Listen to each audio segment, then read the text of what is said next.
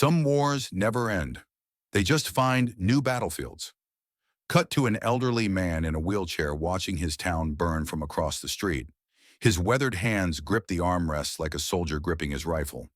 They tell you that heroes come home, that the fighting stops when the last bullet is fired, that peace is something you can hold in your hands like a flag or a medal. The flames reflect in the old man's eyes that have seen too much carried, too much buried, too much. But some battles follow you home. Some enemies wear familiar faces, and sometimes the hardest choice isn't between right and wrong. Three black SUVs roll slowly down Main Street like predators circling prey. It's between two different kinds of right. The wheelchair-bound veteran reaches beneath his blanket. His fingers find cold steel. In small towns, everyone knows everyone. Trust runs as deep as family roots. Yes, sir. A man steps out of the lead vehicle military bearing cold eyes, a smile that promises violence. Until the day it doesn't, the morning sun cast long shadows across Main Street as Robert Bobby Hayes rolled his wheelchair down the familiar sidewalk. His weathered hands gripped the wheels with practiced efficiency, each push forward a ritual performed for the past 15 years. Millbrook slept peacefully around him. White picket fences lined modest homes, where American flags hung limp in the still air. The town hadn't changed much since 1968, when he'd returned from Vietnam to ticker tape and cheering crowds along this very street. Now at 68, Bobby was a different kind of symbol. The bell above Murphy's Diner chimed as he pushed through the door. The familiar scent of bacon grease and strong coffee embraced him like an old friend's handshake. "Morning, Bobby," called Martha Murphy from behind the counter. Her smile carried the practiced warmth of someone who'd served the same customers for decades. "Your usual table's ready." Bobby nodded, navigating between the red vinyl booths to his corner spot. The table by the large window. The same seat where he'd sit every morning for the past decade, watching Main Street wake up. As he transferred from his wheelchair to the booth, Bobby caught his reflection in the glass. Gray hair combed neat, clean-shaven jaw that still held echoes of the soldier he'd once been. Eyes that had seen too much but hadn't given up looking. "Coffee's fresh," Martha said, sliding a steaming mug across the Formica table. She never asked what he wanted anymore. Black coffee, wheat toast, scrambled eggs. Same order every day for 10 years. "Thank you, Martha." She lingered for a moment, studying his face with the concern of someone who'd known him since before the war. "You sleeping better?"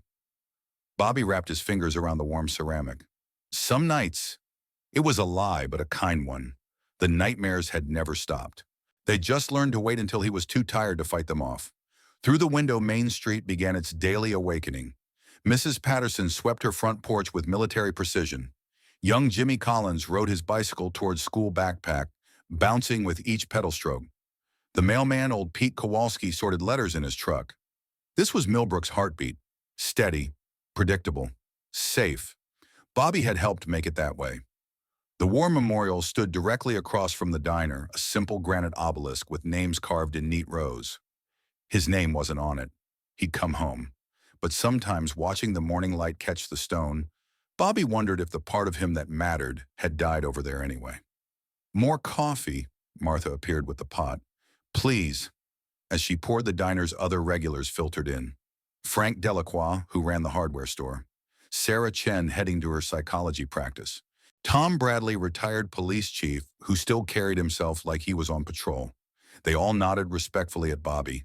Some stopped to shake his hand, ask about his health, mention how proud the town was to have him. He was their living reminder that Millbrook had sent its sons to war, and they'd come home heroes. But heroes, Bobby had learned, were just men who'd survived long enough to have stories told about them. The breakfast crowd thinned as 9 o'clock approached.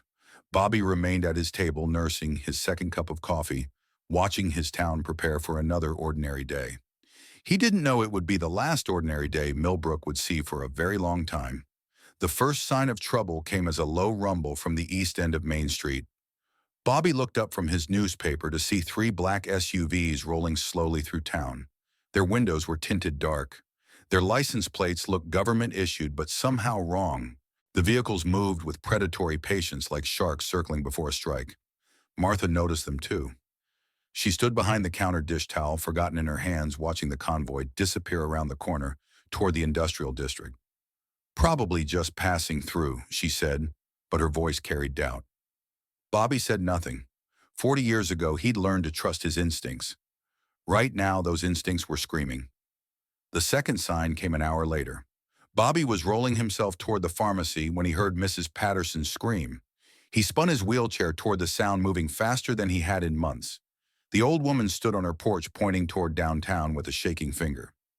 Black smoke rose from somewhere near the post office, thick, oily smoke that spoke of deliberate burning. Other residents emerged from their homes, drawn by the smell and the growing pillar of darkness against the morning sky. Bobby propelled himself toward the smoke, his arms burning with effort. Behind him, he could hear car doors slamming, voices calling out, the sound of a community realizing something was wrong. The source of the fire sat where Kowalski's grocery had stood for 30 years. Now it was a skeleton of twisted metal and burning timber. The small store where 3 generations of Millbrook families had bought their milk and bread was being consumed by flames that licked hungrily at the morning air. Bobby rolled up to find Pete Kowalski and his wife Helen standing across the street, holding each other as they watched their life's work burn. "What happened?" Bobby called out. Pete's face was ash gray, his voice hollow. "They said we had to pay protection money. Said this was a new kind of neighborhood." His hands shook as he pointed at the flames. "When I told them we'd call the police, they laughed." "Who laughed, Pete?" "Men in military clothes, but not real military. Something was off about them." Pete's eyes found Bobby's. "They knew about you, Bobby. Asked if the war hero would try to stop them." The words hit Bobby like cold water. This wasn't random violence. This was targeted. Sheriff Cooper arrived with the volunteer fire department, but it was too late. The store was beyond saving. As the firefighters worked to contain the blaze, Cooper approached Bobby. "This wasn't an accident," the sheriff said quietly. "Found accelerant residue around the building's perimeter. Professional job." Bobby studied the flames, his mind cataloging details with the efficiency of old training. "Pete mentioned military clothing." "Yeah, he told me. Problem is, we don't have much to go on. No witnesses except the Kowalskis, and they were too scared to get a good look." As if summoned by their conversation, the 3 black SUVs reappeared at the end of Main Street. They moved slowly, deliberately, making sure everyone could see them. The lead vehicle stopped directly in front of the burning store. A man stepped out of the passenger side, tall, broad-shouldered, with close-cropped gray hair and cold blue eyes. He wore civilian clothes, but his posture screamed military training. More than that, it screamed command. The man surveyed the fire with satisfaction, then his gaze swept across the gathered crowd until it found Bobby. Their eyes met across the street, and Bobby felt recognition stir in his chest. Not recent memory, but something deeper, something that tasted like jungle humidity and gunpowder. The man smiled, a predator's expression, and raised his hand in a mock salute. Then he climbed back into the SUV, and the convoy rolled away as silently as it had come. Sheriff Cooper was saying something, but Bobby couldn't hear him over the roar of blood in his ears. That face, those eyes. Somewhere in the buried landscape of Vietnam, he'd seen them before. "Bobby, you, okay?" Cooper's voice brought him back to the present. The sheriff was crouched beside his wheelchair, concern creasing his weathered features. "I'm fine," Bobby lied. "Just thinking." But he wasn't fine. For the first time in 15 years, Robert Hayes felt like a soldier again, and that terrified him more than any nightmare ever had. The afternoon brought more fear to Millbrook. Bobby sat in his living room, the curtains drawn against the sunny day outside. His small house on Elm Street had been his sanctuary since the accident that put him in the wheelchair.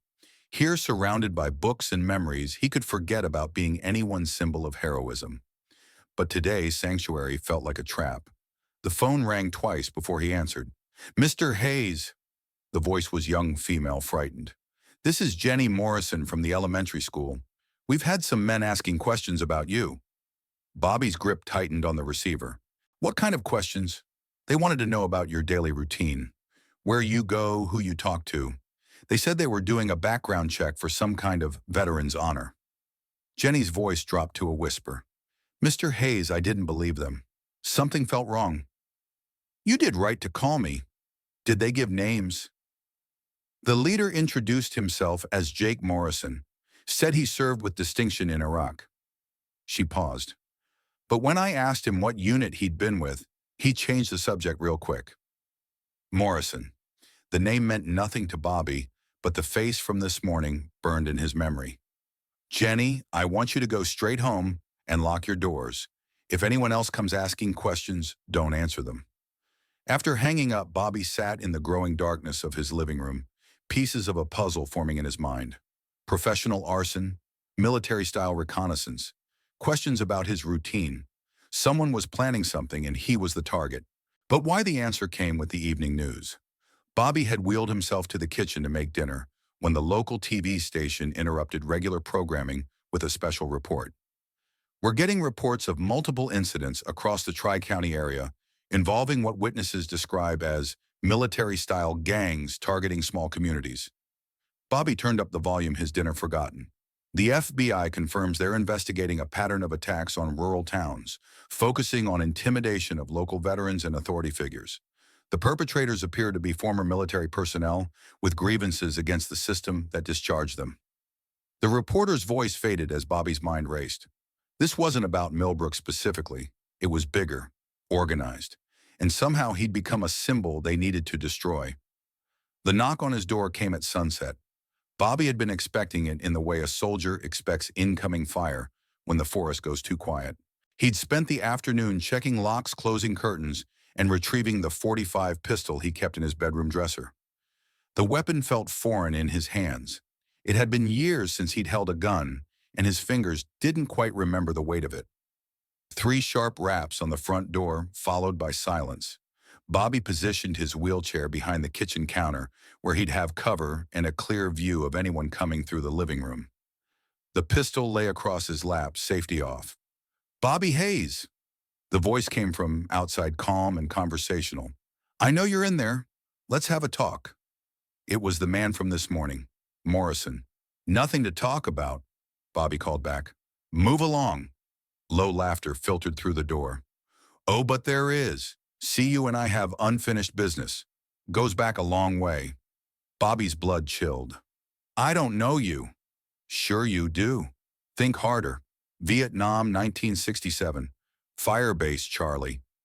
The name hit Bobby like a physical blow. Firebase Charlie. The place where everything went wrong. Where choices were made that still haunted his dreams. Where men died because of orders he'd given. "You remember now, don't you, Sergeant Hayes?" Morrison's voice carried closer to the door. "You remember leaving us behind?" Bobby's hands shook as memories flooded back. The chaos of that night. Enemy fire from 3 directions. His squad trapped and running low on ammunition. The impossible choice between saving his men and saving the civilians caught in the crossfire. He'd chosen the civilians. 3 of his soldiers had died covering the retreat. That was 40 years ago, Bobby said, his voice barely steady. Some things don't have a statute of limitations. The door handle rattled as Morrison tested it. Some betrayals echo through generations. "I didn't betray anyone. I made a command decision." "You made a coward's decision." Morrison's voice turned hard as steel. "And now it's time to pay for it." Silence stretched between them, broken only by Bobby's ragged breathing and the distant sound of evening traffic. Then Morrison spoke again, and his tone had shifted to something almost conversational. "You know what the beautiful thing about small towns is, Bobby. Everyone knows everyone. Take little Jenny Morrison at the elementary school. That's my niece, by the way. Sweet kid. Or old Pete and Helen Kowalski, pillars of the community." Bobby's grip tightened on the pistol. "See, I learned something in Iraq that you never figured out in Vietnam. Sometimes the best way to break a man isn't to attack him directly. Sometimes you have to show him how powerless he really is." The sound of footsteps moved away from the door, but Morrison's voice carried clearly in the evening air. "Sleep tight, hero. Tomorrow's going to be a big day for Millbrook." Bobby sat in his darkened kitchen until well past midnight, the pistol growing heavy in his lap, listening for sounds that never came. When he finally dozed, slumped in his wheelchair, he dreamed of Firebase Charlie, of choices made in darkness and blood, of faces he'd failed to save. He didn't dream about the choice he'd have to make tomorrow. Dawn came gray and cold to Millbrook. Bobby had been awake since 5 drinking coffee and watching the street through his kitchen window. The neighborhood looked normal. Sprinklers running on neat lawns, joggers following their morning routes, the newspaper delivery truck making its rounds. But normal was an illusion now. Morrison and his people were out there somewhere planning their next move. At 7:30, Bobby made his decision. He rolled his wheelchair to the bedroom closet and pulled out a metal box from the top shelf. Inside, wrapped in oiled cloth, lay his old satellite phone military issue from his brief stint as a civilian contractor after Vietnam. He'd kept it charged all these years, telling himself it was just habit.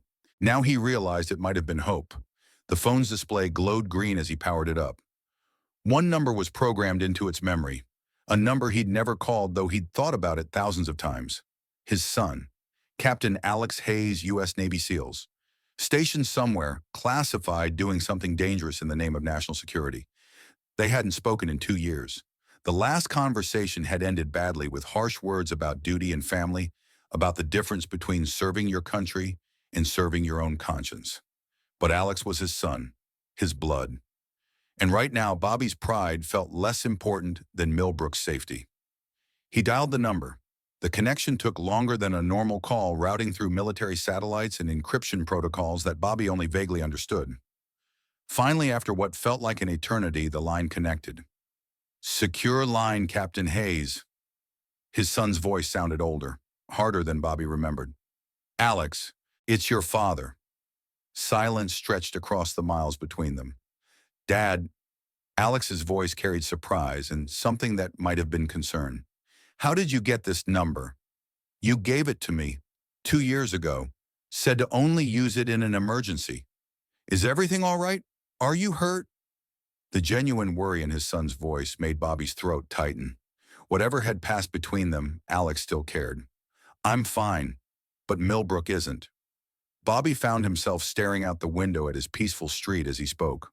"We've got trouble here, military trouble." He told Alex everything: the burn store, Morrison's threats, the pattern of attacks on other towns. As he spoke, he could hear his son shifting into professional mode, asking pointed questions about numbers, weapons, tactical capabilities. "This Morrison," Alex said when Bobby finished. "You're sure you recognize him from Vietnam?" "Firebase Charlie. I think he was one of the men I left behind during the evacuation." Another long silence. "Dad, there's something you need to know. My current assignment, we've been tracking a group called the Black Wolves, former military personnel who've gone rogue, targeting rural communities with some kind of systematic intimidation campaign." Bobby's blood went cold. "How long have you been tracking them?" 6 months. We've been trying to predict their next target." Alex's voice carried a strange note. "Dad, Millbrook was already on our list." The revelation hit Bobby like a physical blow. His son had known Millbrook was in danger and hadn't warned him. "You were going to let them come here." "We needed them to make their move so we could take them down. These aren't ordinary criminals, Dad. They're well-trained, well-equipped, and they've been very careful not to leave evidence. Millbrook was going to be our chance to catch them in the act." Bobby felt something die inside his chest. "So I'm bait." "Dad, that's not— my neighbors are bait. Are my friends, the people who trust me to protect them. We would have evacuated civilians once the operation began." "After how many people got hurt?" Bobby's voice rose despite his efforts to control it. "After how many buildings burned down?" "Sometimes hard choices have to be made for the greater good." The words echoed across 40 years, sounding exactly like the justification Bobby had given himself at Firebase Charlie. "I know something about hard choices, son, and about living with the consequences." He hung up the phone. Outside his window, Millbrook went about its morning routine, unaware that it had become a battlefield in a war between father and son, past and present duty and conscience. Bobby sat in his wheelchair holding the silent satellite phone and realized that Morrison had been right about one thing. Some betrayals did echo through generations. The scream came from Main Street at exactly 10:17 a.m. Bobby had been sitting in his kitchen, still wrestling with the revelation about Alex, when the sound cut through the morning air like a blade. He recognized the voice immediately: little Susan Kowalski, Pete's 8-year-old granddaughter. Bobby propelled his wheelchair out of the house, faster than he'd moved in years, his arms burning with the effort. Other neighbors were emerging from their homes drawn by the child's terrified cries. The scene on Main Street stopped Bobby's heart. A small crowd had gathered around Murphy's diner, but they stood at a careful distance, as if afraid to get too close. In the center of the circle, Susan Kowalski sat on the sidewalk, cradling something in her arms. Bobby pushed through the crowd and saw what had made her scream. Her small dog, a golden retriever puppy named Buddy, lay motionless in her lap. The animal's fur was singed, and the smell of explosives hung in the air. She found him like this behind the diner. Martha Murphy said, her voice shaking. There was a note tied to his collar. Bobby took the piece of paper with numb fingers. The message was typed in block letters. The children of Millbrook learn quickly. Some lessons are permanent. Below the text was a signature, a crude drawing of a wolf's head. Susan, Bobby said gently, rolling his wheelchair closer to the sobbing child, can you tell me what happened? The little girl looked up with tear-streaked cheeks. I was walking Buddy to school like always, but when we got to the alley behind the diner, these men were there. They said Buddy was a very good dog and they wanted to teach him a trick.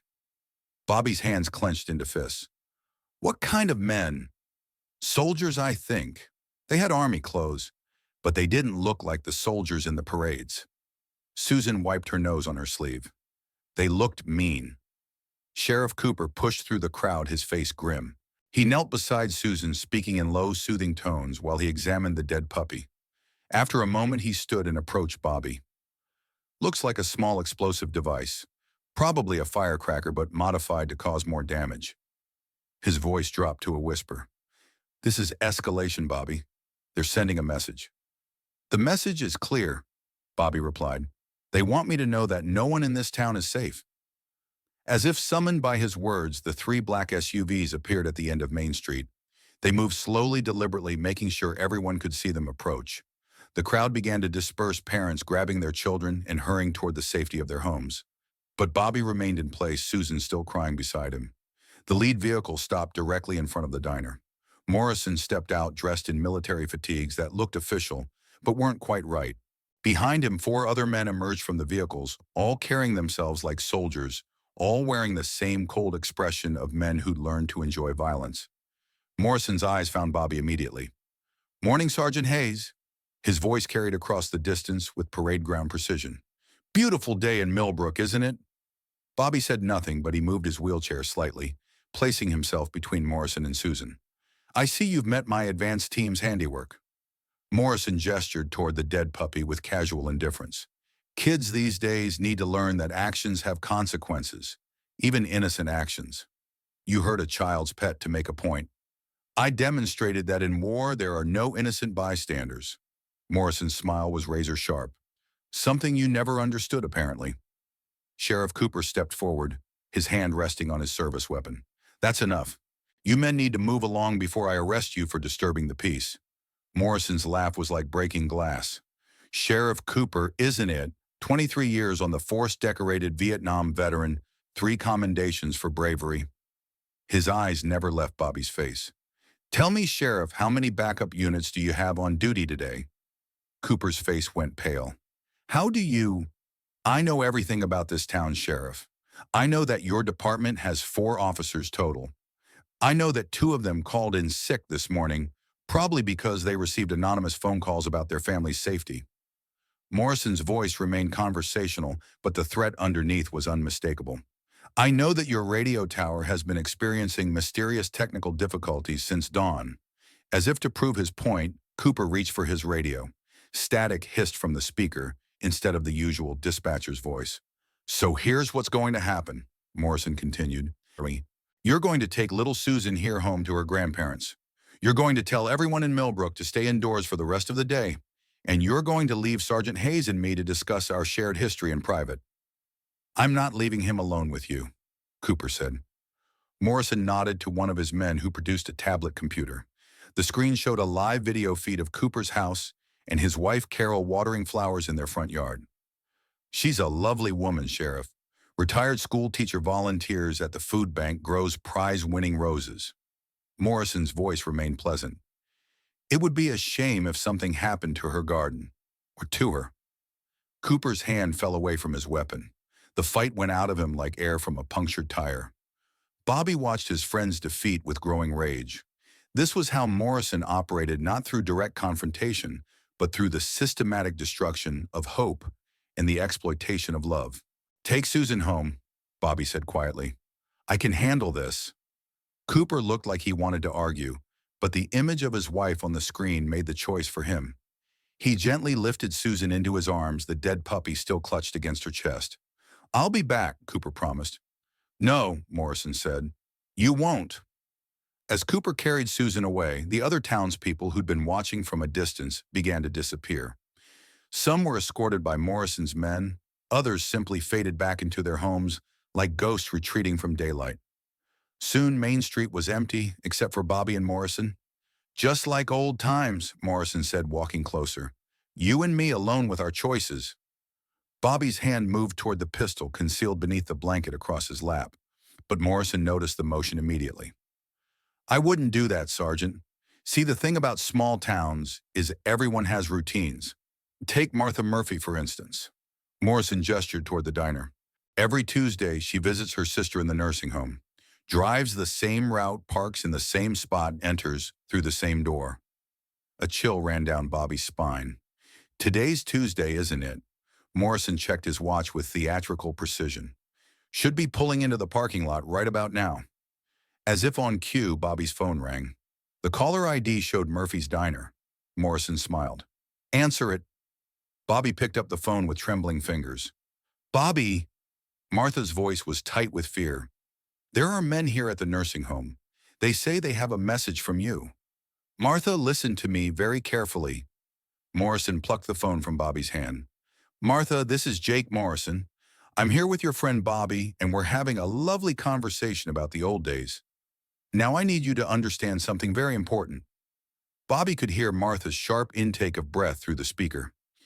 "Your town's war hero has made some poor choices in his life. Choices that got good soldiers killed. Today he's going to have a chance to atone for those choices." "I don't understand," Martha whispered. "You will. Bobby's going to decide how much the people of Millbrook mean to him, whether they're worth more than his pride." Morrison's eyes locked with Bobby's. "The next few hours are going to determine whether this town remembers him as a hero or as the coward who let them all down." Morrison ended the call and tossed the phone back to Bobby. "So here's the situation, Sergeant. I have people positioned throughout Millbrook. The nursing home, the elementary school, the fire station, even the cemetery where your wife is buried." Morrison's voice carried the satisfaction of a chess master announcing checkmate. "With one phone call, I can turn this peaceful little town into a war zone." Bobby's mind raced, calculating options, looking for escape routes. But Morrison had planned well. Every avenue was blocked. "What do you want?" "I want you to remember Firebase Charlie. I want you to remember the choice you made that night." Morrison pulled out a smartphone and began scrolling through what looked like surveillance photos. "I want you to feel what it's like to be abandoned by someone you trusted." The phone screen showed a live feed from inside Murphy's Diner. Two armed men stood near the kitchen watching the empty dining room. Another swipe revealed the elementary school, where children sat in a classroom while a figure in military fatigues stood in the hallway outside. Another showed the nursing home, where elderly residents sat unaware in the common room, while Morrison's people moved through the building like predators. "Stop," Bobby said. "Please. These people have nothing to do with what happened in Vietnam. Neither did the civilians you chose to save instead of your own men." Morrison crouched down so his face was level with Bobby's. "But you made your choice anyway. You decided that strangers were more valuable than soldiers. Those civilians were families, children. They were innocent. So were my brothers who died covering your retreat." Morrison's voice dropped to a whisper. "So are the people of Millbrook." Bobby closed his eyes, feeling the weight of 40 years pressing down on him. The choices he'd made at Firebase Charlie had seemed clear at the time: save the greater number, protect the innocent, accept the cost. Now those same choices were being turned against him like a weapon. "What do you want me to do?" Morrison stood, his smile returning. "I want you to choose again, Sergeant Hayes. But this time, I want you to choose correctly." He produced a second phone and held it out to Bobby. "Your son has been very worried about you. Such a dutiful boy, calling every few minutes to check on his dear old dad." Bobby's blood froze. You've been monitoring my calls. We've been monitoring everything, including your son's classified mission to intercept us. Morrison's laugh was cruel. Did you really think we didn't know about shadow vets? Did you think your boy was the hunter instead of the hunted? The phone in Morrison's hand began to ring. Alex's number appeared on the display. Answer it, Morrison commanded. Tell him everything's fine. Tell him Millbrook is safe and he should stand down. Bobby stared at the ringing phone, understanding finally dawning. This wasn't about revenge for Firebase Charlie. This was about Alex. Morrison had used Millbrook as bait not for a random military operation, but specifically to draw out Bobby's son. If I do what you ask, you'll let the town go. I'll consider it. The phone continued ringing. Bobby could almost hear his son's growing worry with each unanswered tone. And if I don't, Morrison gestured toward the surveillance feeds, then Millbrook learns what Firebase Charlie felt like from the inside. Bobby took the phone, his finger hovering over the answer button. 40 years of guilt and regret pressed down on him like a physical weight. At Firebase Charlie, he'd chosen to save strangers over soldiers. Now he had to choose between his son and his neighbors, between the future and the past, between two different kinds of betrayal. The phone rang one more time and Bobby Hayes made his choice. He answered the call. Bobby pressed the answer button, Morrison's cold eyes watching his every expression. Dad, Alex's voice crackled through the encrypted connection. I've been trying to reach you. We're 30 minutes out from Millbrook. Is everything... Alex? Bobby's voice remained steady despite the gun barrel Morrison's man had just pressed against his temple. Everything's fine here, son. False alarm. Silence stretched across the satellite link.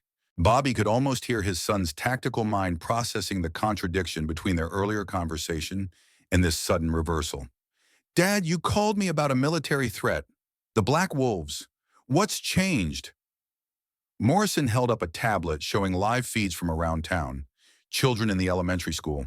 Elderly residents at the nursing home. Martha Murphy's frightened face at the diner. I overreacted, Bobby said each word feeling like broken glass in his throat.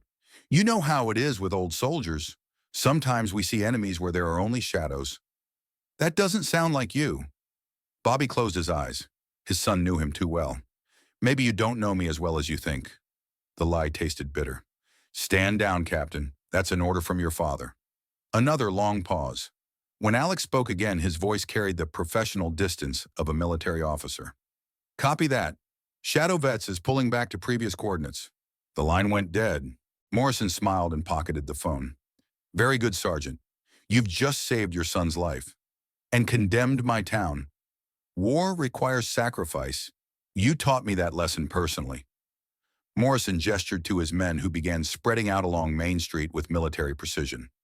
Consider this a practical demonstration of the principles you instilled in me. Bobby watched Morrison's team establish positions with growing dread.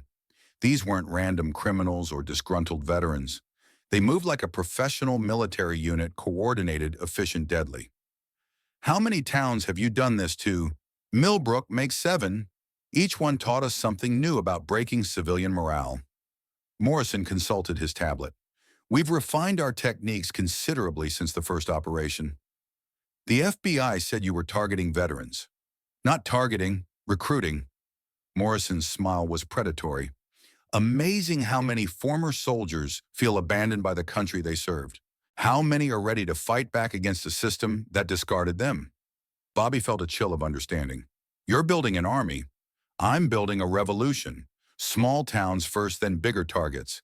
Eventually, Washington itself will understand that America's warriors won't be thrown away like broken tools. The ideological fervor in Morrison's voice was more terrifying than his threats. This wasn't just revenge, it was the beginning of something much larger. The men you've killed in other towns were acceptable losses in service of a greater cause. Morrison's expression hardened, just like the soldiers you left behind at Firebase Charlie. Before Bobby could respond, Morrison turned and walked toward his command vehicle, leaving 2 armed guards to watch the old veteran. Bobby sat alone in his wheelchair on Main Street, the weight of his betrayal settling over him like a shroud. He'd traded his son's safety for his neighbors' lives, but he suspected Morrison wouldn't honor even that devil's bargain. The afternoon sun beat down mercilessly as Millbrook transformed around him. Morrison's men worked with practiced efficiency, turning the peaceful town into a military compound. Roadblocks appeared at both ends of Main Street. Sentries took positions on rooftops. Communication jammers were deployed, cutting off cell phone service and internet access. The Black Wolves had done this before. By 2 o'clock, they controlled every major building and intersection. The residents who ventured outside were herded into designated areas, the diner, the community center, the church, where they could be easily monitored. Bobby remained where Morrison had left him, a living symbol of defeat displayed for all to see. Sheriff Cooper approached under guard, his uniform disheveled and his face grim. "They've taken over the police station," he reported quietly. "Confiscated all our weapons and communications equipment. Casualties? None yet, but they're not treating this like a temporary occupation." Cooper's voice dropped to barely a whisper. "Bobby, they're setting up like they plan to stay." Bobby looked around at the transformed town. "How many of them?" "I count at least 20, maybe more. All armed, all disciplined." Cooper sat heavily on a nearby bench. "This isn't some militia group playing soldier. These are professionals." As if to emphasize the point, Morrison emerged from the town hall with several of his men. They'd clearly been studying municipal records and infrastructure plans. "Sergeant Hayes," Morrison called out, "I have wonderful news. The good people of Millbrook are about to witness a demonstration of proper military governance." He gestured toward the town square, where his men had erected a makeshift platform. "You see, civilian populations need clear leadership during times of crisis. They need to understand the chain of command and the consequences of disobedience." Bobby's blood chilled as he realized what Morrison intended. "You're going to make an example of someone. Several someones, actually. Starting with those who represent the old failed system." Morrison's eyes glittered with malicious satisfaction. "Bring them out." 3 of Morrison's men emerged from different buildings, each escorting a prisoner. Sheriff Cooper was forced to stand his hands zip-tied behind his back. Mayor Patricia Williams stumbled forward, her elderly frame shaking with fear and indignation. And from the community center came Tom Bradley, the retired police chief who'd been having coffee when the takeover began. Morrison's voice carried across the square as residents were forced from their hiding places to witness what came next. "Citizens of Millbrook, you are now under military protection. The corrupt and ineffective civilian authority that has failed you for decades is hereby dissolved." Bobby watched in horror as his friends and neighbors gathered in the square, many with children clinging to their sides. The fear in their eyes was absolute, the terror of ordinary people caught in the machinery of war. "Your new government operates under martial law with clear rules and swift justice for those who violate them." Morrison mounted the platform, his voice carrying the practiced cadence of a dictator. "Let me demonstrate." He produced a pistol and pressed it against Sheriff Cooper's temple. "This man represents everything wrong with civilian law enforcement: weakness, hesitation, inability to make hard choices for the greater good." Cooper's jaw was set with grim determination, but Bobby could see the fear in his old friend's eyes. "Please," Bobby called out. "Cooper's a good man, a veteran. He served his country, and yet he failed to protect his town when it mattered most." Morrison's finger tightened on the trigger. "Some service is more valuable than others." The gunshot cracked across the square like thunder, but it wasn't Morrison's gun that fired. The bullet struck the platform inches from Morrison's feet, sending splinters of wood flying. Morrison dove for cover as his men spun toward the source of the shot. From the roof of Murphy's Diner, a figure in military camouflage lowered a sniper rifle. "Shadow vets, this is Phantom 6, a voice called out over loudspeakers that seemed to come from everywhere at once. "Millbrook is now under our protection." Morrison scrambled behind cover, screaming orders into his radio. But his communications were met with static. The same jamming technology he'd used was now being turned against him.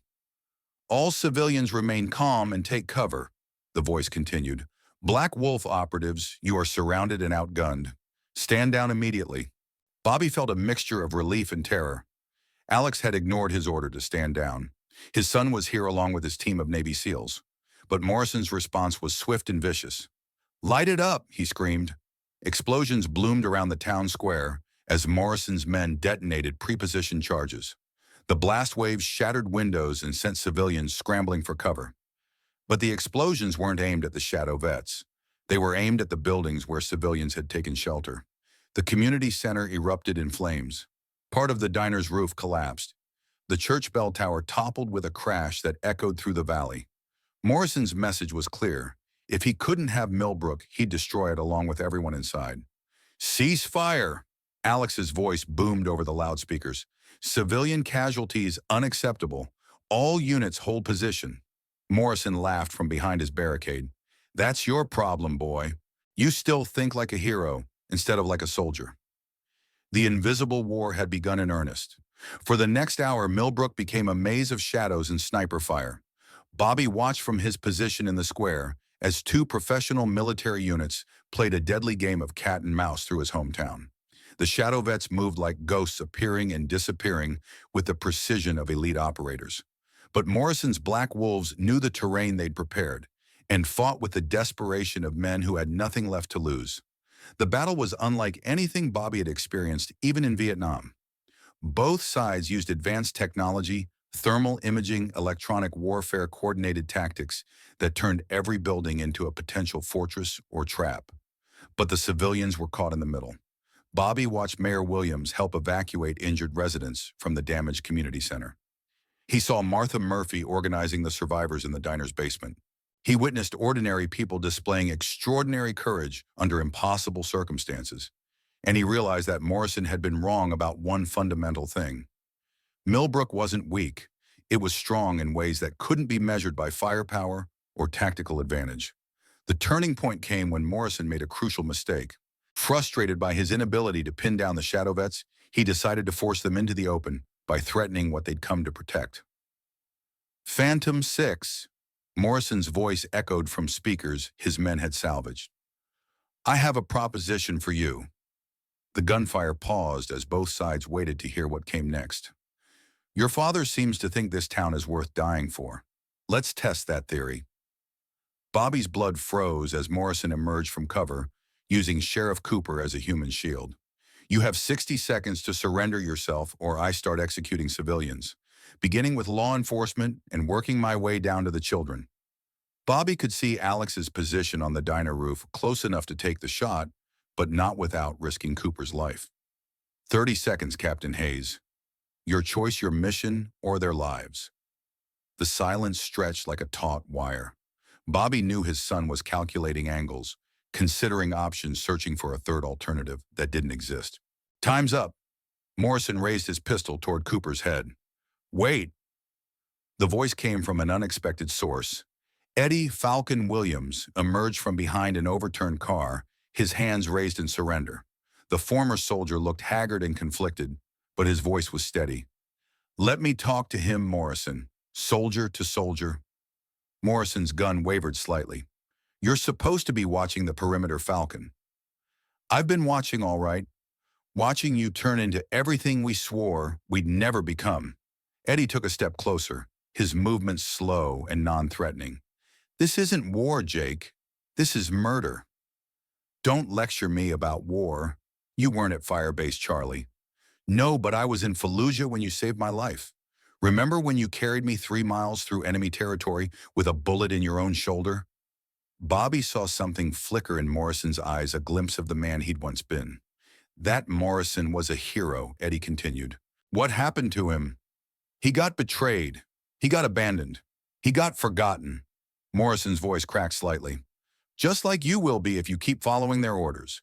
"Maybe, but I'd rather be forgotten as a hero than remembered as a monster." The two former soldiers stared at each other across the wreckage of Main Street. In that moment, Bobby could see the war that was raging inside Morrison between the man he'd been and the thing he'd become. Then Morrison's face hardened again. "You always were too soft, Falcon. That's why you'll never understand what real warfare requires." He pulled the trigger, but Eddie had been expecting it. The younger man dove sideways, drawing Morrison's fire away from Cooper. The sheriff broke free and rolled behind cover as Eddie hit the ground hard, clutching his shoulder. Morrison's momentary focus on his former subordinate gave Alex the opening he needed.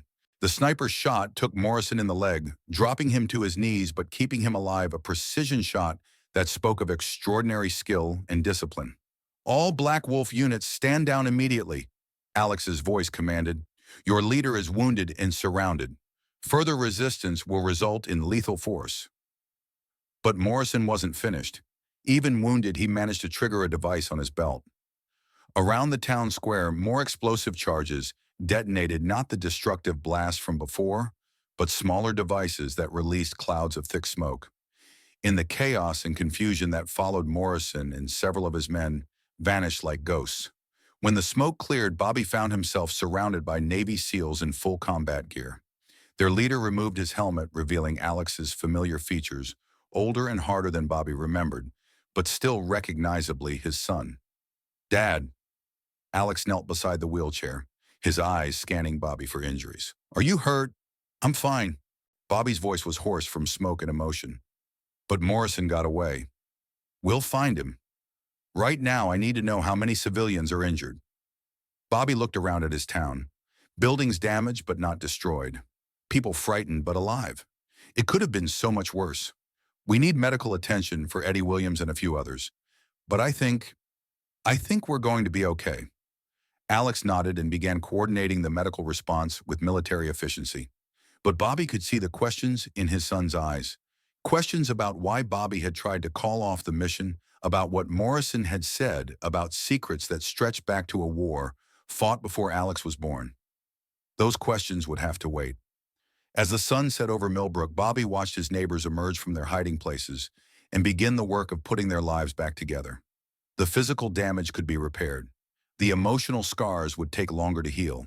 But they would heal because that's what communities did. That's what families did. Even broken ones. Sheriff Cooper approached, a bandage wrapped around his head but otherwise uninjured. "Bobby, there's something you need to know. While Morrison had me prisoner, he was getting regular reports from someone with access to your family's personal information." Bobby's stomach dropped. "What kind of information?" "Alex's deployment history, your medical records, even details about your wife's funeral." Cooper's expression was grim. "He had inside help, Bobby. Someone close to you." Before Bobby could respond, Alex appeared at his side. "Dad, we need to talk. Privately." The tone in his son's voice suggested this wasn't going to be a pleasant conversation. As Bobby followed Alex away from the crowd, he caught sight of a familiar figure among the medical personnel treating the wounded. Dr. Lisa Chen, the psychologist who'd been counseling veterans in the area, was working efficiently to treat Eddie Williams's gunshot wound. She looked up and met Bobby's eyes for just a moment, and something in her expression made his blood run cold. Recognition, guilt, and beneath it all, fear. Bobby realized that Morrison's escape had been too clean, too well coordinated. The smoke grenades had been positioned exactly where they needed to be. The timing had been perfect. Someone had helped him plan it. Someone who knew enough about the town and its people to orchestrate the perfect betrayal. As Alex led him toward a quiet corner of the square, Bobby wondered if the invisible war was really over or if it was just beginning. The conversation with Alex took place in the shadow of the damaged church, away from the bustle of emergency responders and media crews that had begun arriving from neighboring counties. "Dad, I need you to tell me exactly what Morrison said to you." Alex's voice carried the professional detachment of a military debriefing, but Bobby could see the personal concern underneath. Every detail could be important. Bobby recounted the confrontation as accurately as he could, but when he reached the part about Firebase, Charlie Alex's expression changed. "You never told me about Firebase, Charlie." There was nothing to tell. Morrison seemed to think otherwise. Alex studied his father's face with the intensity he'd once reserved for enemy combatants. "Dad, what happened over there?" Bobby was quiet for a long moment, watching the emergency crews work to stabilize his damaged town. How do you explain decisions made in the crucible of war to someone who'd never faced that particular kind of impossible choice? "We were evacuating a village that had been caught in crossfire between our forces and the NBA. Civilian families, women, children, elderly people who couldn't fight back." Bobby's voice was steady, but his hands trembled slightly. "My squad was providing cover for the evacuation when we got pinned down by enemy fire." Alex waited patiently, recognizing the rhythm of a war story that had been carried in silence for too long. I had to choose between extracting my men immediately or staying to make sure all the civilians got out safely. Bobby met his son's eyes. I chose the civilians. 3 of my soldiers died buying time for families they'd never met. That sounds like the right choice to me. Morrison was one of the soldiers I left behind. He survived, obviously, but he spent 6 months in a North Vietnamese prison camp before he escaped. Bobby's voice grew heavy.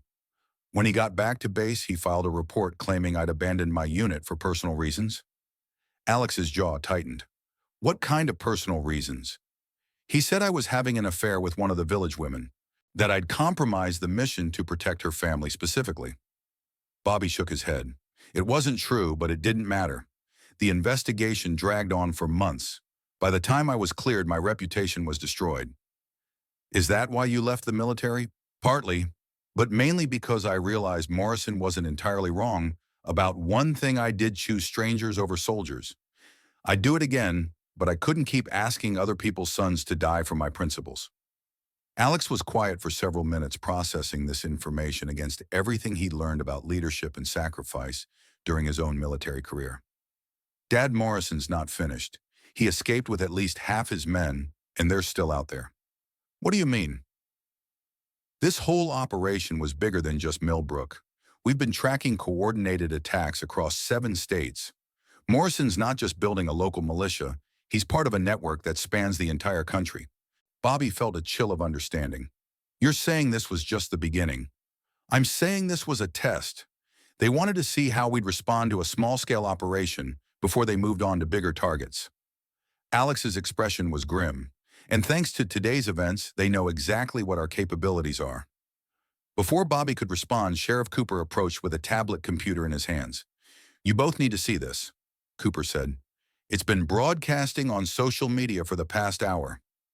The screen showed a live video feed of Morrison, his leg bandaged, but his bearing still commanding. He was speaking directly to the camera from what appeared to be a secure location. Citizens of America, what you witnessed today in Millbrook was not terrorism, it was liberation. For too long, our communities have been controlled by weak civilian leadership that cares more about political correctness than protecting their own people. Bobby watched in horror as Morrison's image was intercut with footage from the day's battle, edited to make the Black Wolves look like heroic defenders and the Shadow Vets like an occupying force. The so-called heroes who rescued Millbrook are the same military-industrial complex that abandons its warriors when they're no longer useful. They came not to protect civilians, but to silence those who dare to speak truth about America's failures. The video showed carefully selected clips of the building damage, making it appear as though Alex's team had caused the destruction rather than preventing worse carnage. But we will not be silenced. In towns and cities across America, patriots are rising up to reclaim what was stolen from them. The revolution has begun. The feed cut to black, replaced by a simple message. Join us.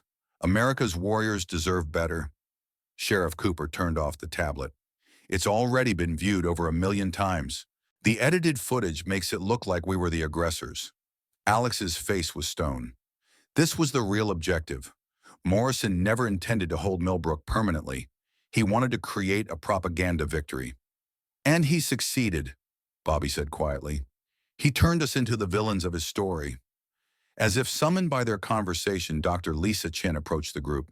She looked exhausted, her medical scrubs stained with blood from treating the wounded. I've stabilized all the serious injuries, she reported. Eddie Williams is going to need surgery for his shoulder, but he'll recover fully. Bobby studied her face, looking for any sign of the guilt he'd glimpsed earlier. But Dr. Chen's expression was professionally neutral, giving nothing away. Doctor, you've been treating veterans in this area for several years, Alex said. Did Morrison or any of his men ever come to you for counseling? I'm afraid I can't discuss my patients due to confidentiality rules, Chen replied smoothly. But I can tell you that the psychological profile Morrison displayed today is consistent with someone suffering from severe PTSD combined with paranoid delusions. It was a perfectly reasonable answer, but something about her tone made Bobby's instincts prickle. We should get you checked out at the hospital. Chen continued addressing Bobby. You've been through a significant trauma today. I'm fine. Nevertheless, as your treating physician, I'd feel better if You're not my treating physician anymore, Bobby said quietly. I think it's time I found someone new. For just a moment, Dr. Chen's professional mask slipped, and Bobby saw a flash of something that might have been fear. Of course that's your choice. I'll have your records transferred to whoever you select. She walked away quickly, leaving Bobby with the growing certainty that Morrison's network ran deeper than any of them had realized.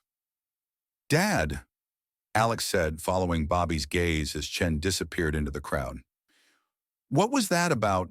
I'm not sure yet, but I think we need to assume that everything Morrison knew about us came from somewhere. Bobby turned his wheelchair to face his son. How long have you been tracking the Black Wolves? 6 months, like I told you. And in all that time, they always seemed to be one step ahead of you. Alex's expression grew thoughtful. More often than I'd like to admit. How did you? Because I've been fighting wars longer than you've been alive, son. And I know the difference between good intelligence and inside information. As the evening wore on and the immediate crisis passed, Bobby found himself studying the faces around him with new suspicion. Morrison's escape had been too smooth, too well coordinated. Someone had helped him plan it. Someone who knew the town, knew the people, and knew exactly which psychological pressure points to exploit. Someone who'd been watching and learning for months, maybe years. The invisible war wasn't over. It was just getting started. As the last of the emergency vehicles departed and Millbrook began to settle into an uneasy quiet, Bobby made a decision. Tomorrow he would start his own investigation. He would find Morrison's accomplice, and he would make sure his son and his town were never used as pawns in someone else's war again. But first he had a phone call to make. The satellite phone felt heavy in his hands as he dialed a number he hadn't used in 20 years, a number that connected to people who dealt with the kinds of problems that couldn't be solved through official channels. If Morrison wanted to play games with America's veterans, Bobby was going to remind him that some old soldiers never stop fighting. They just get more dangerous. 3 days after the battle for Millbrook, Bobby sat in his kitchen at dawn, staring at the satellite phone that connected him to ghosts from another war. The voice on the other end belonged to Marcus "Tank" Rodriguez, a former CIA operative who'd worked Black Ops in Central America during the 1980s. Tank owed Bobby his life from a mission gone wrong in Nicaragua, and he'd never forgotten the debt. Your boy Morrison's been busy. Tank's gravelly voice crackled through the encrypted connection. We've tracked his network to at least 15 states. Former military discharged under questionable circumstances, all carrying grudges against the system. Bobby absorbed this information while watching Alex through the window. His son was conducting a morning briefing with his Shadow Vets team in the backyard, their faces grim as they studied intelligence reports. Any leads on who's feeding him information? That's where it gets interesting. The leak isn't coming from military intelligence or federal databases. It's coming from civilian sources, medical records, psychological evaluations, personal correspondence. Tank paused. Someone with legitimate access to veteran healthcare information. Dr. Lisa Chen's face flashed in Bobby's mind. She'd been treating veterans throughout the region for years, building trust and gathering intimate details about their lives, their families, their psychological vulnerabilities. Tank, I need you to dig deeper into someone for me. Name, Dr. Lisa Chen. She runs a PTSD counseling practice here, has contracts with the VA for veteran outreach. I'll see what I can find. But Bobby, you need to be careful. If she's connected to Morrison's network, she already knows you're suspicious. The line went dead, leaving Bobby alone with his thoughts and the growing certainty that the war for Millbrook was far from over. A knock at the door interrupted his brooding. Alex stood on the porch, still in his military fatigues, looking like he hadn't slept in days. Dad, we need to talk. Bobby led his son inside, noting the exhaustion in Alex's eyes and the tension in his shoulders. Command was wearing on him. Any word on Morrison's location? That's what I wanted to discuss. Alex sat across from his father at the kitchen table. We've lost the trail completely. It's like his entire network vanished overnight. Professional soldiers know how to disappear. This is different. They had help, serious help, the kind that comes with government resources. Alex leaned forward. Dad, there's something else. I've been reviewing the intelligence reports from before the Millbrook operation. Bobby waited, sensing that whatever came next would change everything. Morrison's team knew details about my mission that should have been classified at the highest levels. They knew our call signs, our tactical procedures, even our rules of engagement. Alex's voice carried a note of betrayal.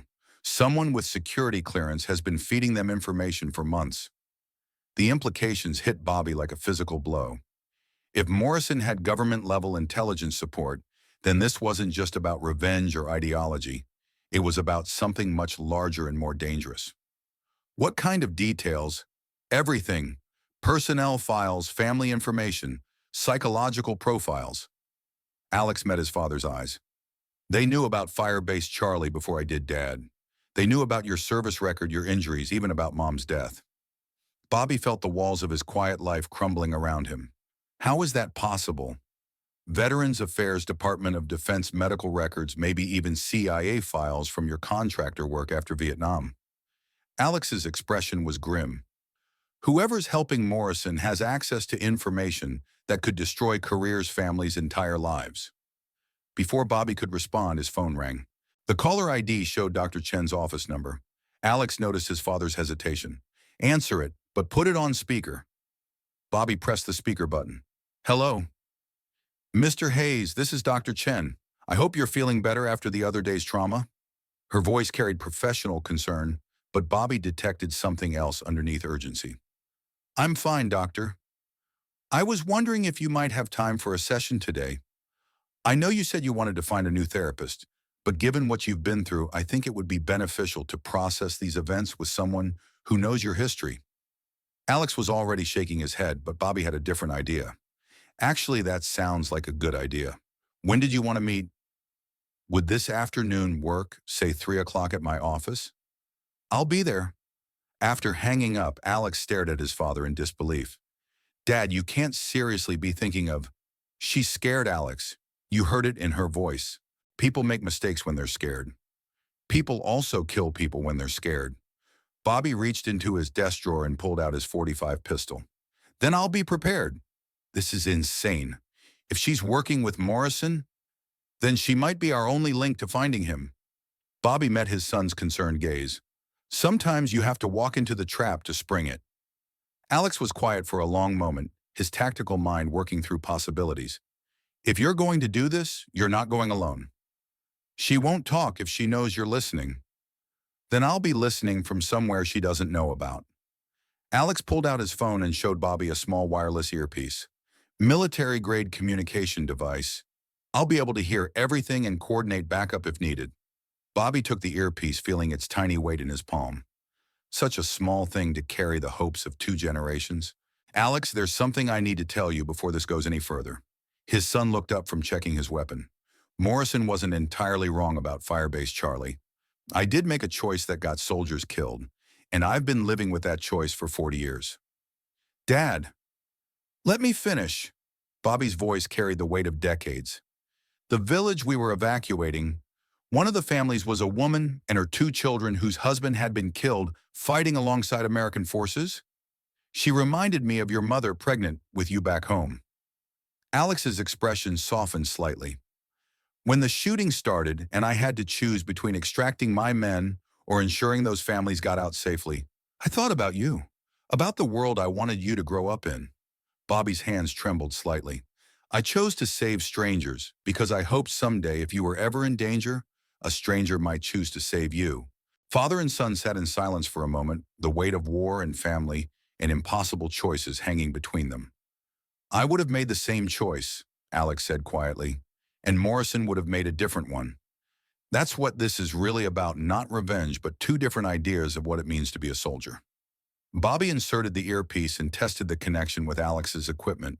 The technology was impressive, barely noticeable once in place.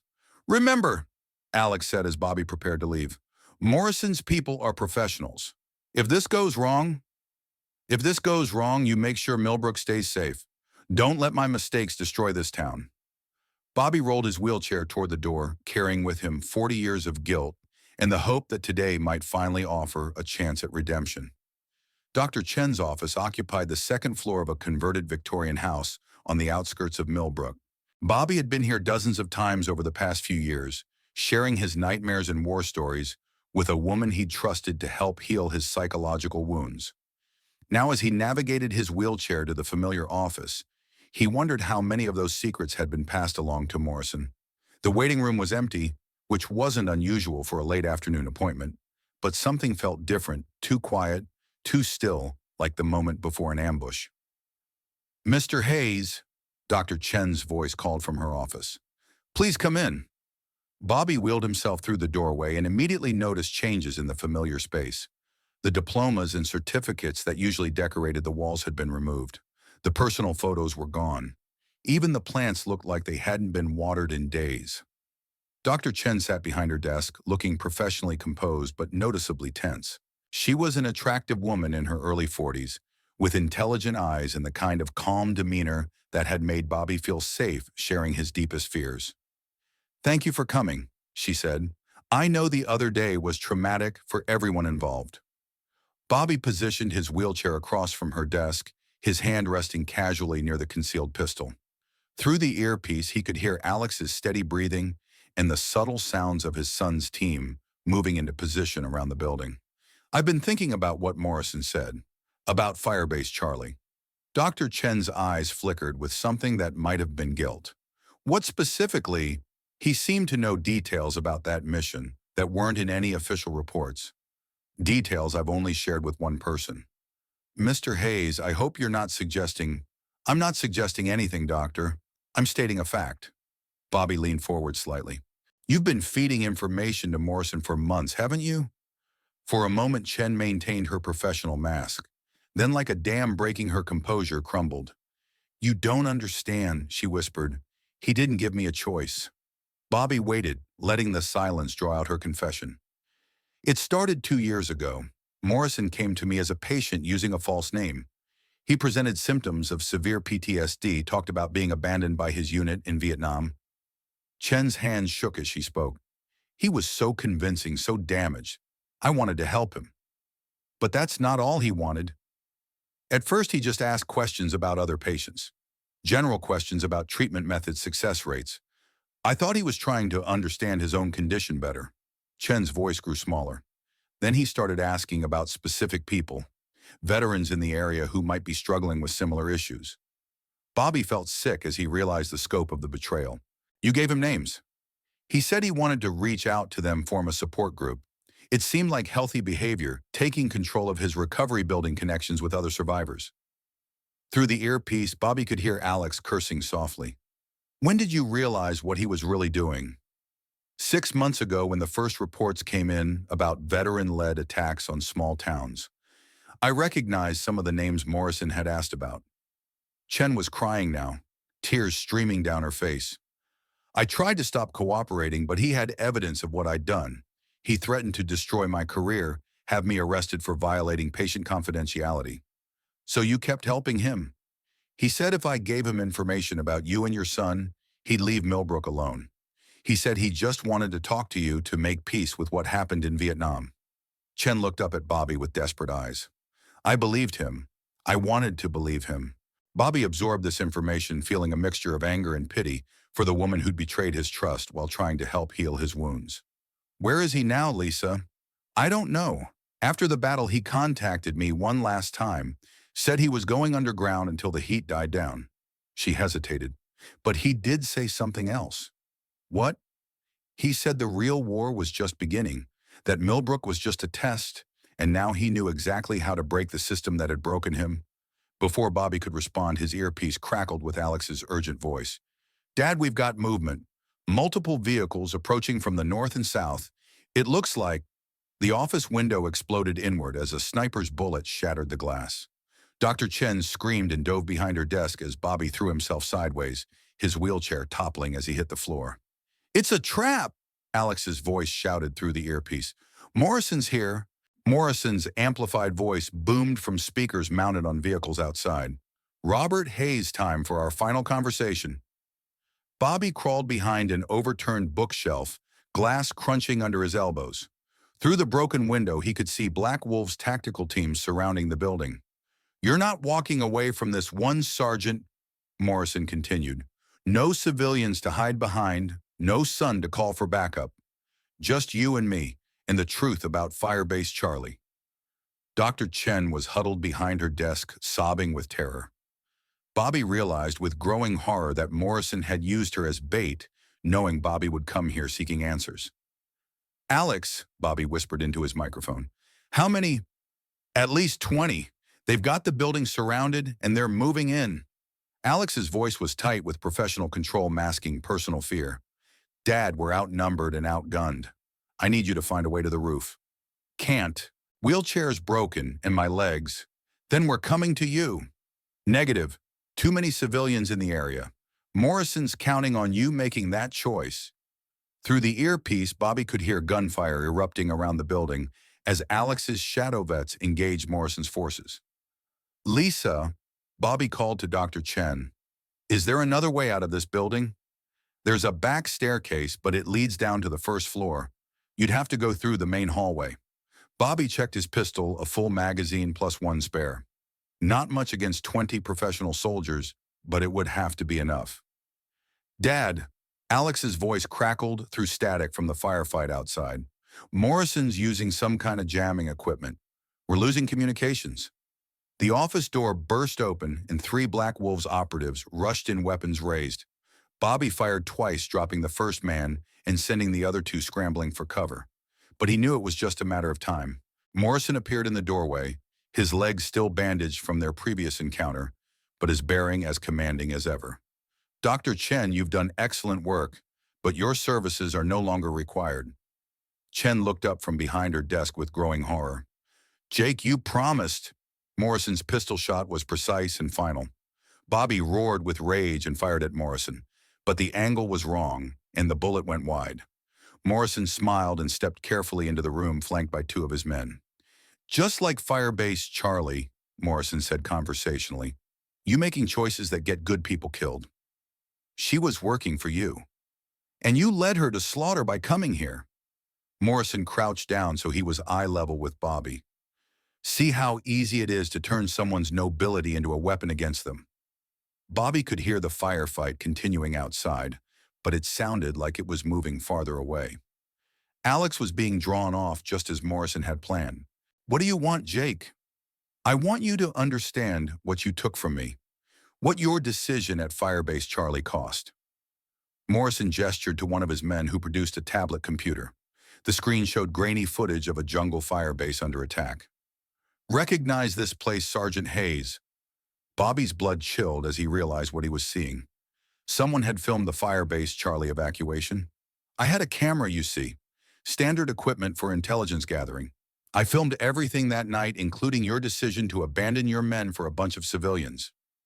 The footage showed Bobby giving orders to fall back, showed his squad moving to cover the civilian evacuation. It showed the exact moment when Morrison and 2 other soldiers were cut off from the main group. "You could have extracted us first. You had time.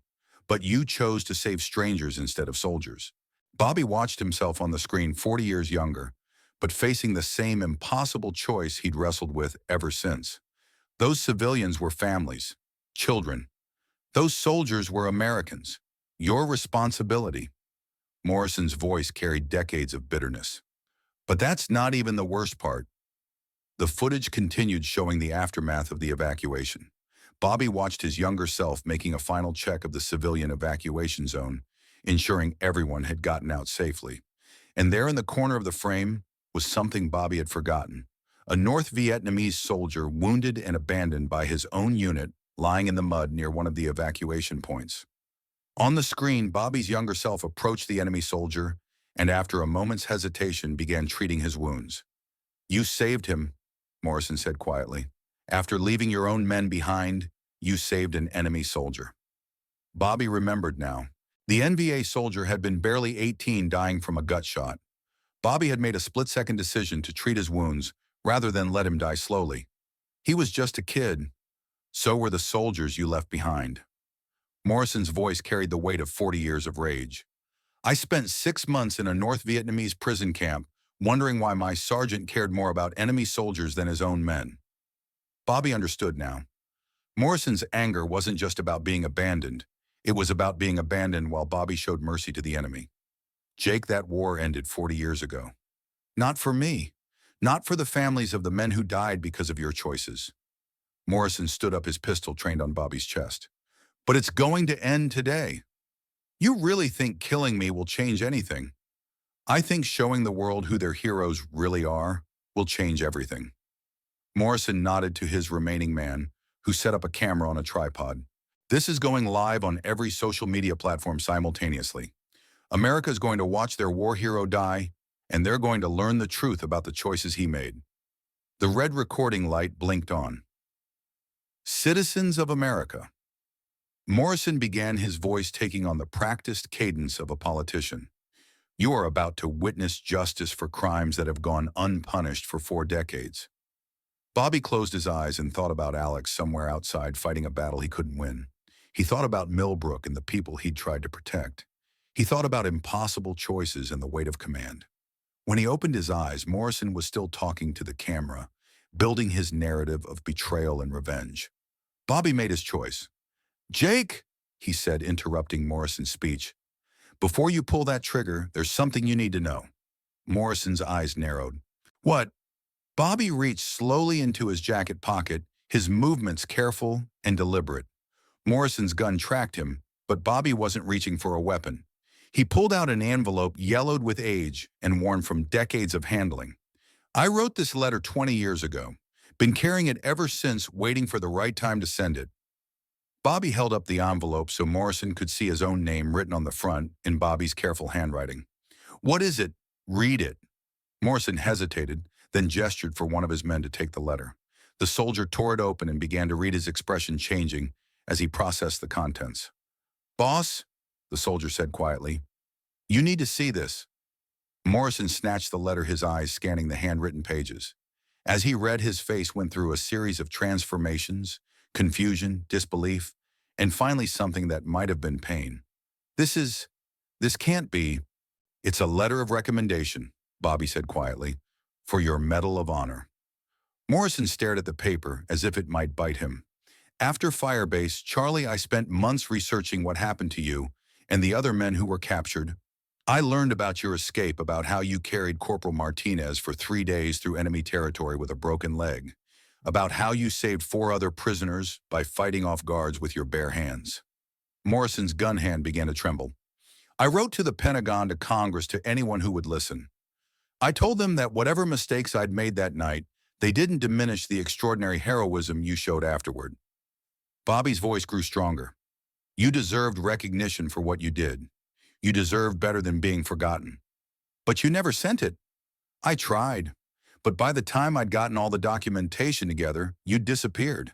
Left the military, changed your name, vanished into civilian life. Achtonorm. Bobby met Morrison's eyes. I've been looking for you for 20 years, Jake.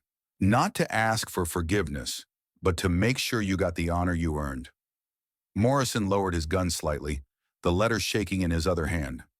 This doesn't change what you did at Firebase, Charlie. No, it doesn't.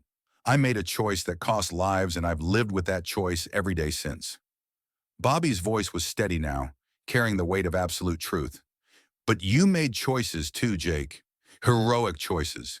Choices that saved lives. Through the broken window, Bobby could hear that the gunfire outside had stopped. Either Alex's team had been defeated, or they'd found a way to neutralize Morrison's forces. The question now is what choice you're going to make today. Morrison stood frozen, caught between 40 years of rage and the possibility of a different ending to his story.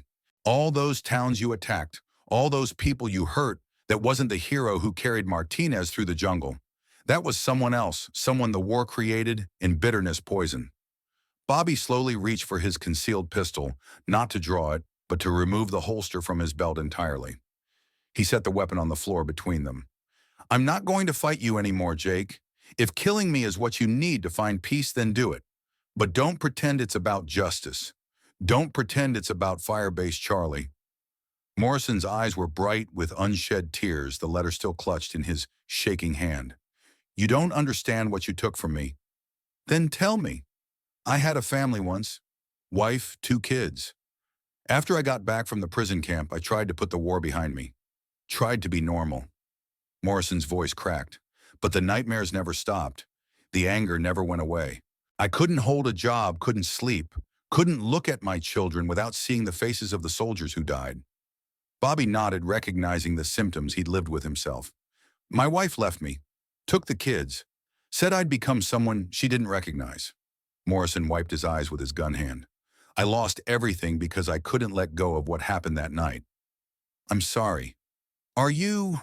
are you really sorry, or is that just something you say to make yourself feel better? Bobby considered the question seriously as he had countless times over the decades. I'm sorry that you suffered. I'm sorry that good men died. I'm sorry that we were put in a position where there were no good choices, only necessary ones. Bobby's voice carried the weight of decades of reflection. But I'm not sorry I saved those families.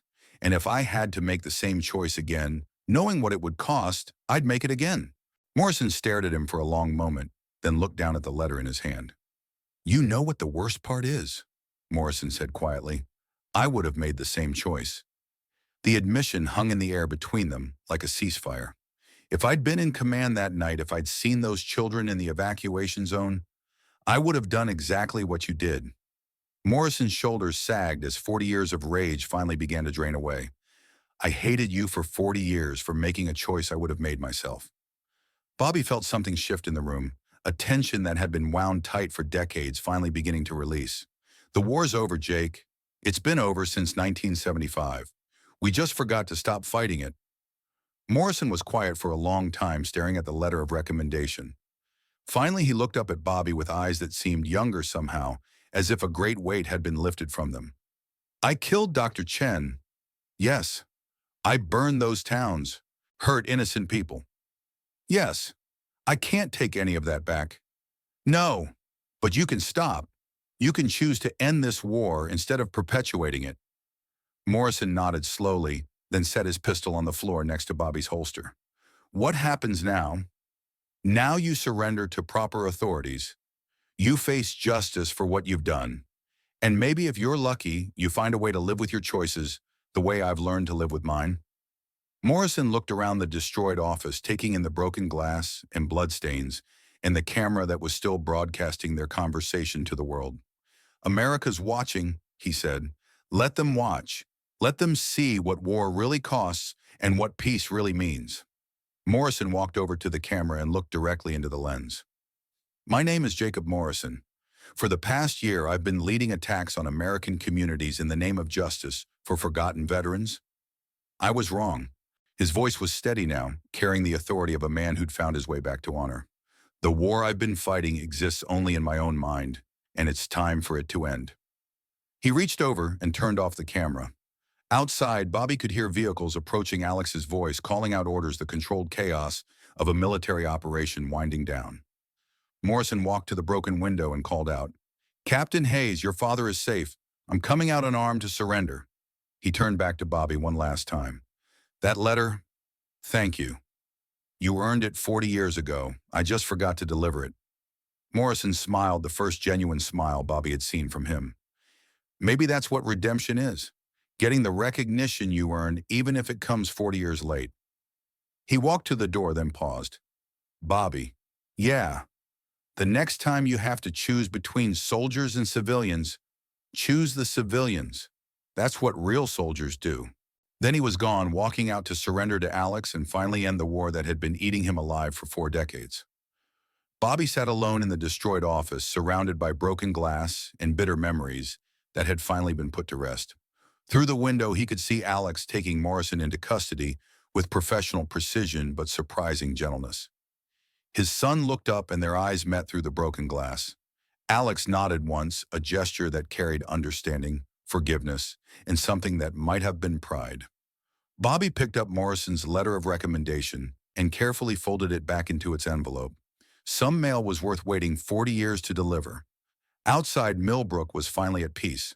Bobby sat in his new wheelchair, a gift from the grateful town of Millbrook, watching the construction crew put the finishing touches on the Veterans Rehabilitation Center that had risen from the ashes of the old Murphy's Diner. The building was modern but respectful, designed to blend with Millbrook's small-town character, while providing state-of-the-art facilities for veterans struggling with PTSD, substance abuse, and reintegration challenges. A brass plaque by the front door read, "The Morrison Hayes Veterans Center, where wars end and healing begins." Eddie Williams approached his arm still in a sling from his gunshot wound, but his eyes brighter than Bobby had seen them since he'd known the young veteran. Ready for the dedication ceremony, Bobby. As ready as I'll ever be. They made their way to the town square where a crowd had gathered for the center's official opening. Bobby recognized many faces, neighbors who'd survived Morrison's occupation, local officials and veterans from throughout the region who'd come to see what Millbrook had built from its trauma. Alex stood near the podium in his dress uniform, looking every inch the decorated Navy SEAL captain. He'd taken leave from active duty to help establish the center's programs, working with civilian psychologists and military contractors to create something unprecedented, a treatment facility designed by veterans for veterans. "Ladies and gentlemen," Alex said as the crowd quieted, "6 months ago, our town was attacked by people who'd lost their way in the darkness of war. Today, we're opening a place where that darkness can be transformed into light." Bobby listened to his son speak about healing and redemption, about the difference between victims and survivors, about the responsibility of communities to care for those who'd served. The Morrison Hayes Center represents a new model for veteran care, one based not on pity or charity, but on respect and understanding. "We know that the wounds of war aren't always visible, and we know that healing requires more than medical treatment. It requires community purpose and hope." In the crowd, Bobby spotted a familiar figure. Dr. Lisa Chen had been replaced by Dr. Sarah Martinez, a veteran herself who specialized in treating combat trauma. But standing near the back wearing civilian clothes and keeping a low profile was Jake Morrison. He'd served 8 months in federal prison for his crimes, followed by supervised release and mandatory psychological treatment. The judge had been lenient, influenced by testimony from Bobby and others about Morrison's heroic service record and his cooperation in dismantling the Black Wolves network. Morrison caught Bobby's eye and nodded, a gesture of acknowledgement and perhaps gratitude.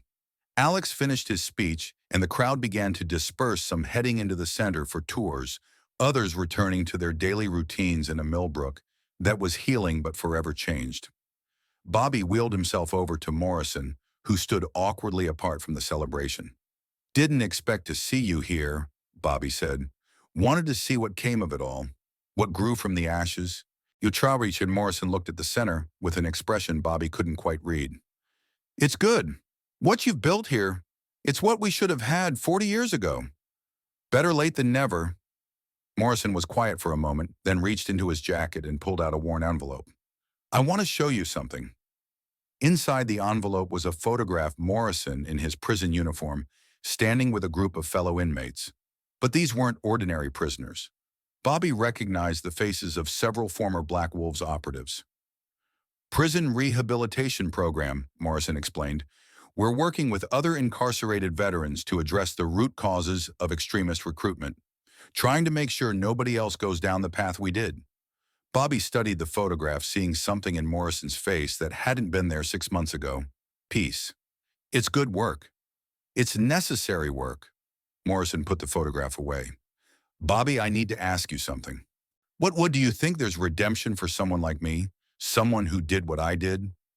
Bobby looked around at the dedication ceremony, at the veterans and families who'd come to celebrate a new beginning, at his son working to build something positive from the wreckage of war. "I think redemption isn't something you receive, Jake. It's something you earn every day by choosing to be better than you were." Morrison nodded, understanding passing between them. "The letter you wrote, the Medal of Honor recommendation, I've been thinking about it." "What about it?" "I don't deserve it. Not anymore. Not after what I did to those towns, those people." Bobby considered this. Maybe not. But the soldier who carried Martinez through that jungle still deserves recognition.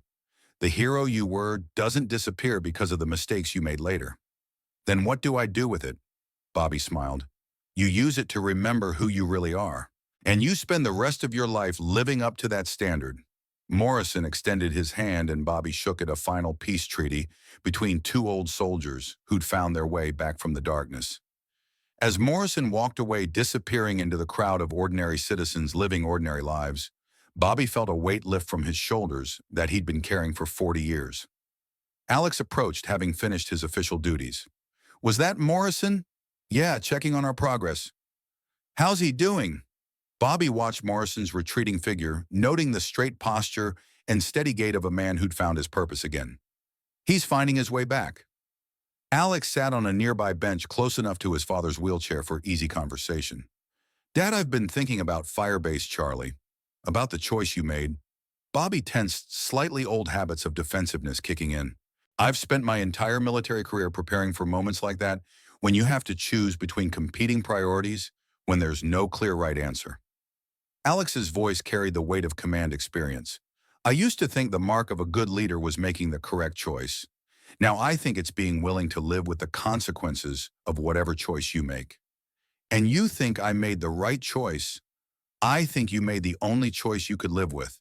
And I think that's what real leadership looks like. Father and son sat in comfortable silence, watching their community celebrate a new beginning built on old wounds that had finally healed. The sun was setting over Millbrook, casting long shadows across the town square, where Bobby had once rolled his wheelchair in defeat and desperation. Now surrounded by neighbors and family, he felt something he hadn't experienced in decades. Complete peace. Alex. Yeah, Dad. When your time comes to make impossible choices, choose with your heart, but be prepared to defend your decision with your head. Alex smiled. Is that what you did? Bobby looked around at the Veterans Center at the community that had emerged stronger from its trial by fire at his son, who'd grown into the kind of man any father would be proud of. Yeah, he said. I guess it is. In the distance, the American flag flew at full staff over a town that had learned the true meaning of both war and peace. Some battles end with victory or defeat. Others end with understanding. The best ones end with hope. As the dedication ceremony wound down and Millbrook prepared for another peaceful evening, Bobby made his way home through streets that felt safe again. Tomorrow would bring new challenges, new choices, new opportunities to serve something greater than himself. But tonight, Robert Bobby Hayes, veteran father survivor, was finally ready to rest. The war was over, all of them. Wars end in different ways, some with victory parades, some with signed treaties, some with the simple choice to stop fighting. Cut to the old veteran in his new wheelchair, watching the sunset from his porch. His hands rest peacefully in his lap. No weapons, no tension, just quiet acceptance. In Millbrook, they learned that heroes aren't the ones who never fall. They're the ones who choose to get back up, who choose forgiveness over vengeance, who choose to build something better from the ashes of what was lost. The camera finds two figures walking together in the distance, father and son, their shadows long against the peaceful street. The cost was everything. The price of healing always is. But from that price came something precious, the understanding that some battles are worth losing if it means the war can finally end. Fade to black as church bells ring softly in the distance. Every town has its ghosts. Every family carries its wars. The question isn't whether we'll face our demons, it's what we'll choose to build when we do. Final fade.